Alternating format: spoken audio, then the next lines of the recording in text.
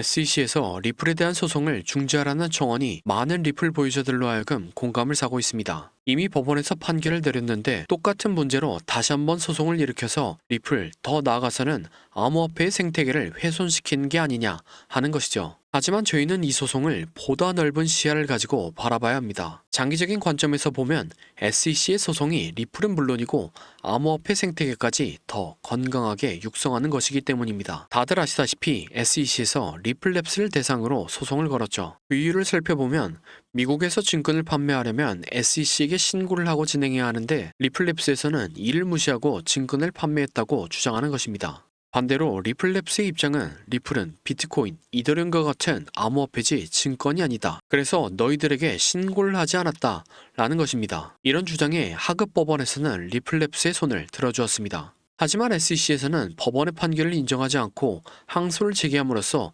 소송이 상급 법원으로 넘겨졌습니다. 다시 한 번 더 장기간의 소송이 진행되는 것이죠. 여기서 저희는 단순하게 악재가 연장되었다 라는 단점만 생각하는 게 아니라 소송이 연장됨으로써 얻게 되는 장점에 대해서도 생각해 봐야 합니다.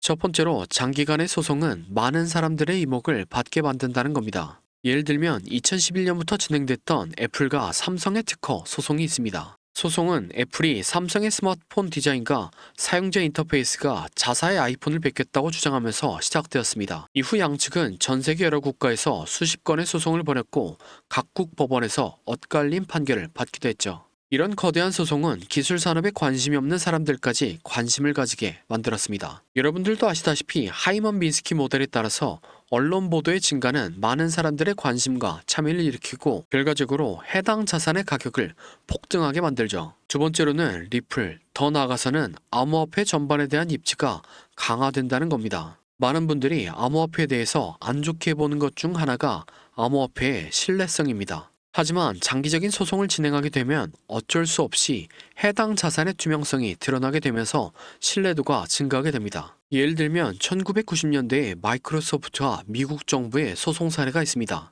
98년도에 마이크로소프트가 미국 정부로부터 반독점 소송을 당했었죠. 이 소송을 통해 여러 가지 감사가 일어났지만 마이크로소프트는 모든 걸 증명했죠. 결과적으로 마이크로소프트는 더 투명한 기업이 되었고 법적 리스크가 해소되면서 회사의 신뢰도를 높였습니다. 이때 마이크로소프트가 본인들을 증명한 과정이 굉장히 멋있었습니다. 감사 과정에서 본인들의 독점을 위한 악행은 전혀 없었으며 오직 본인들의 압도적인 기술력으로 인해서 독점이 생겼다라는 생각을 가지게 만들었죠. 이러한 과정을 겪고 난 이후에 마이크로소프트는 승승장구를 하였고 현재까지도 시가총액 1위와 2위를 다투는 기업이 되었습니다. 마찬가지로 현재 리플은 압도적인 퍼포먼스를 보여주고 있죠. 최근 리플의 행동을 살펴보면 코인의 가격 변동성 문제를 해결시켜주는 스테이블 코인 출시, 사용자의 편의성을 제공해주는 이더리움 호환 스마트 컨트랙트 통합, 구매자의 불안감을 해소시켜주는 탈중앙화 업그레이드 등이 엄청나게 빠른 속도로 이루어졌습니다. 거기에 더해서 활용점정으로 11월 달에 리플의 다큐멘터리까지 전 세계적으로 방영됩니다. 특히나 다큐멘터리의 주된 내용이 SEC와의 법적 공방이죠. 상급 법원에서 다시 한번 공방을 펼치게 되더라도 내용 자체는 하급 법원에서 진행됐던 내용이 반복될 것입니다. 그 과정에서 리플은 더욱 강한 법적인 방어력을 갖추게 될 것이며 기술력도 인정받게 될 겁니다. 오하마의 현인이라고 불리는 워렌 버핏은 이런 말을 한 적이 있습니다. 투자 시장은 조급한 사람들로부터 인내심이 있는 사람들로 돈이 이동하는 장치다 라는 말입니다. 시간을 두고 기다리는 사람이 결국 성공한다는 말로 조바심을 줄이고 장기적인 관점을 유지할 필요가 있다는 말이죠. 여러분들도 너무 조급하게 리플을 바라보지 마시고 법적인 분쟁으로 인해서 리플의 가격이 떨어질 때마다 매수해 나가면 큰 성공이 있을 거라고 생각합니다. 다음으로 리플의 차트 분석입니다. 리플은 2018년부터 고점은 점차 낮춰가고 저점은 점차 높여가는 삼각 수렴을 진행하고 있습니다. 전형적인 세력들이 매집을 하면서 나타나는 패턴 중 하나죠. 이렇게 수렴과 매집이 다 끝나니까 약 5년 동안 리플을 괴롭혀온 SEC 소송에서의 승소라는 호재가 나오게 되었습니다. 그리고 호재에 발맞춰 추세를 상승으로 전환시키는 차트가 나왔네요. 차트 공부를 많이 해보신 분들은 아시는 충격 파동입니다. 이 패턴이 나오면 저점을 깨지 않고 고점을 추가적으로 갱신하죠. 충격 파동 이후에 이론대로 조정 파동을 그렸지만 저점을 깨지 않고 채널링과 786자리에서 강한 상승 파동을 만들었습니다. 그 이후에 천천히 가격을 내리더니 어느새 다시 지난 상승분의 786이자 채널의 하단까지 내려왔네요. 그리고 10월에도 마찬가지로 채널을 4번 터치한 위치에서 전쟁과 항소 이슈가 터지면서 추세가 역전되고 있습니다. 최근에 제가 이 3개의 채널 끝에서 문자를 드렸었습니다. 그중 블랙먼데이 때는 가격을 빠르게 내렸기 때문에 구독자분들이 저에게 문자를 몇백 통을 보냈었죠. 그래서 제가 실시간으로 최저점에서 방송 키고 진정시켜 드렸던 기억이 납니다. 이어서 차트를 살펴보면 비트코인이 이렇게 플랫 파동이 약세장 형태로 나온 것으로 보여집니다. 리플 역시 임펄스 파동 이후에 되돌림 파동이 강세장의 형태로 플랫으로 나온 것으로 보여집니다. 결과적으로 저는 비트코인과 리플 모두 상방 위주로 매매하는 것이 좋다고 생각합니다.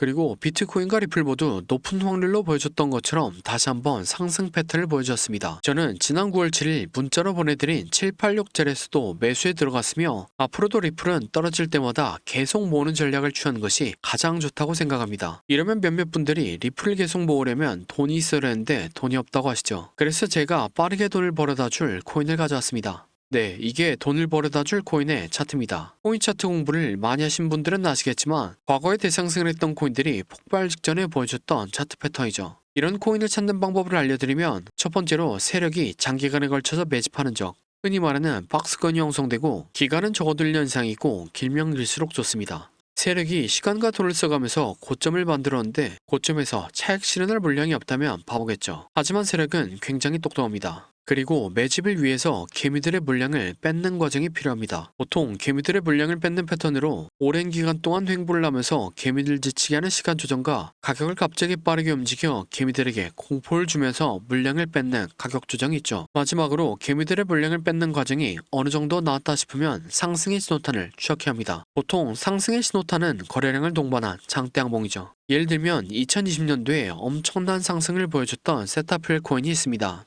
1년 동안 횡보를 하면서 박스권을 만듭니다. 그 과정에서 가격 조정을 한 번씩 주죠. 물량이 다 보였다 싶으니까 거래량을 터뜨리면서 장대 항봉을 만듭니다. 하지만 곧바로 가격을 떨구면서 개미들을 털죠. 그래도 이전 거래량을 죽이지 않고 이전 박스권에서 다시 한번 지지합니다. 네, 세타퓨엘은 12,000% 상승했습니다. 마찬가지로 도지코인 역시 2년 동안 횡보를 하고 가격 조정을 주고 거래량 터뜨린 다음에 상승, 개미 털기, 이전 박스권에서 지지. 도지코인은 54,000% 상승했습니다. 같은 방법으로 칠리지 역시 2년 동안 횡보를 하고 가격 조정을 주고 거래량 터뜨린 다음에 상승, 개미 털기, 이전 박스권에서 지지. 칠리지는 57,000% 상승했습니다. 방금 예시에 나온 코인들은 21년도 2월 달에 신호탄이 나왔었는데 이때는 지금보다도 시장 분위기가 훨씬 안 좋았습니다. 코인 매매를 오래 하신 분들은 기억하실 것 같은데 옐런 미국 재무부 장관이 허구한 날 비트코인을 깎아내렸고 알트코인들은 녹아내렸었죠. 하지만 결국엔 차트 패턴이 승리했습니다. 그럼 제가 발굴한 좋은 코인을 함께 살펴보시죠. 3년 동안 횡보를 하면서 박스권을 만듭니다. 그 과정에서 가격 조정을 한 번씩 주죠. 물량이 다 보였다 싶으니까 거래량을 터뜨리면서 장대 항봉을 만듭니다. 하지만 곧바로 가격을 떨구면서 개미들을 털죠. 그래도 이전 거래량을 죽이지 않고 이전 박스권 위에서 다시 한번 지지합니다.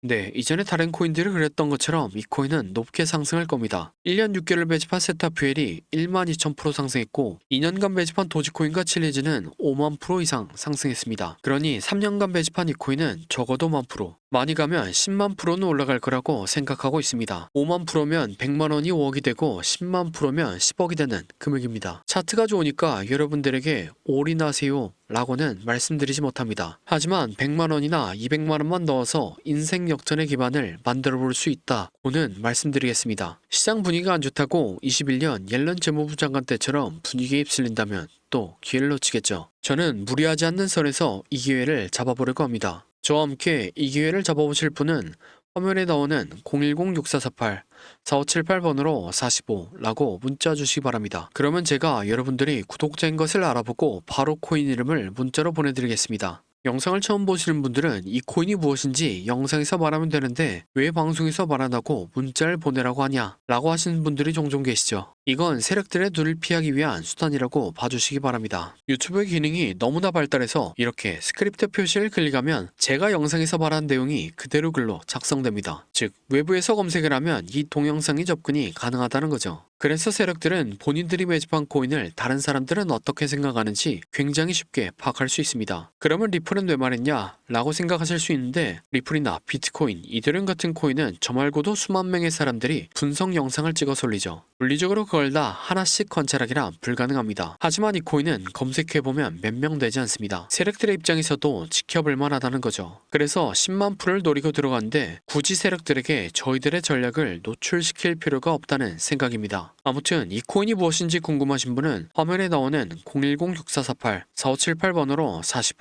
45라고 문자 주시기 바랍니다. 그럼 다음 영상으로 찾아뵙겠습니다.